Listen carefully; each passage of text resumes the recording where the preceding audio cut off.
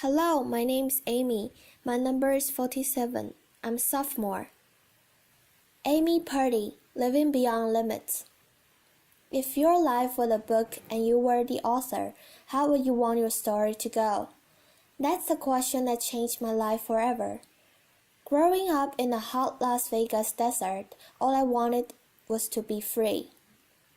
I would daydream about traveling the world, living in a place where it snowed, and I would picture all of the stories that I would go on to tell.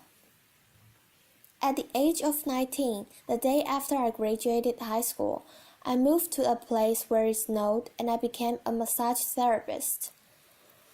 With this job, all I needed were my hands and my massage table by my side, and I could go anywhere. For the first time in my life, I felt free, independent, and completely in control of my life. That is until my life took a detour. I went home from work early one day with what I thought was the flu, and less than 24 hours later, I was in the hospital on life support with less than a 2% chance of living. It wasn't until days later, as I lay in a coma, that the doctors diagnosed me with bacterial meningitis, a vaccine-preventable blood infection.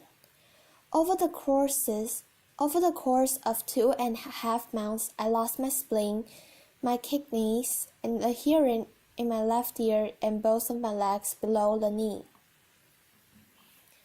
When my parents wheeled me out of the hospital, I felt like I had been pieced back together like a patchwork doll.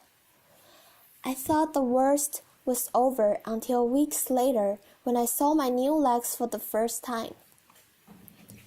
The calves were bulky blocks of metal with pipes bolted together for the ankles and a yellow rubber foot with a raised rubber line from the toe to the ankle to look like a van. I didn't know what to expect, but I wasn't expecting that. With my mom by my side and tears streaming down our faces, I strapped on these chunky legs and I stood up. They were so painful and so confining that all I could think was, how am I ever going to travel the world in these things? How was I ever going to live the life full of adventure and stories, as I always wanted? And how was I going to snowboard again? That day I went home, I crawled into bed, and this is what my life looked like for the next few months. Me passed out, escaping from reality, with my legs resting by my side. I was absolutely, physically and emotionally broken. But I knew that in order to move forward, I had to let go of the old Amy and learn to embrace a new Amy. And that is when it dawned on me that I didn't have to be 5'5" anymore. I could be as tall as I wanted. Laughter, applause. Or as short as I wanted, depending on who I was dating. Laughter. And if I snowboarded again, my feet aren't going to get cold. Laughter. And best of all, I thought, I can make my feet the size of all the shoes that are on a sales rack. Laughter. And I did. So there were benefits here. It was this moment that I asked myself that life-defining question. If my life were a book and I were the author, how would I want the story to go? And I began to daydream. I daydreamed like I did as a little girl and imagined myself walking gracefully, helping other people through my journey and snowboarding again. And I didn't just see myself carving down a mountain of powder, I could actually feel it. I could feel the wind against my face and the beat of my racing heart as if it were happening in that very moment. And that is when a new chapter in my life began. 4 months later, I was back up on a snowboard, although things didn't go quite as expected. My knees and my ankles wouldn't bend, and at one point I traumatized all the skiers on the chairlift when I fell and my legs still attached to my snowboard. Laughter. Went flying down the mountain, and I was on top of the mountain still. I was so shocked. I was just as shocked as everybody else, and I was so discouraged. But I knew that if I could find the right pair of feet, that I would be able to do this again. And this is when I learned that our borders and our obstacles can only do two things. One, stop us in our tracks, or two, force us to get creative. I did a year of research, still couldn't figure out what kind of flags to use. Couldn't find any resources that could help me, so I decided to make a pair of myself. My leg makers and I put random parts together and we made a pair of feet that I could snowboard in.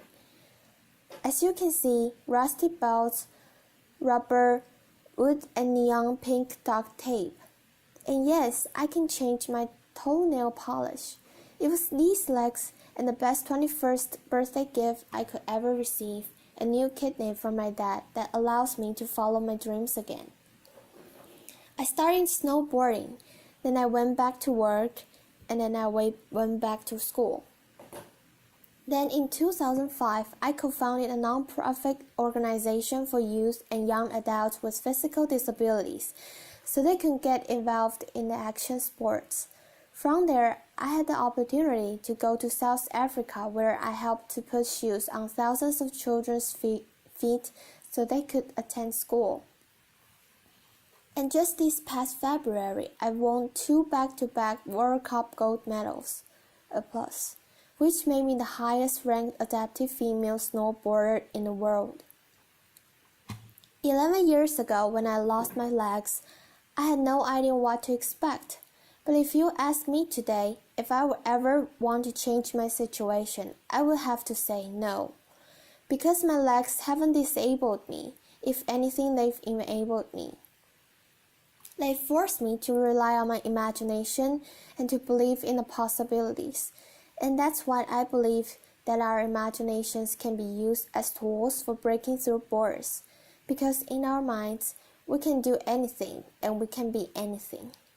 It's believing in those dreams and facing our fears head-on that allows us to live our lives beyond our limits. And although today is about innovation without borders, I have to say that in my life, innovation has only been possible because of my borders. I've learned that borders are where the actual ends, but also where the imagination and the stories begins.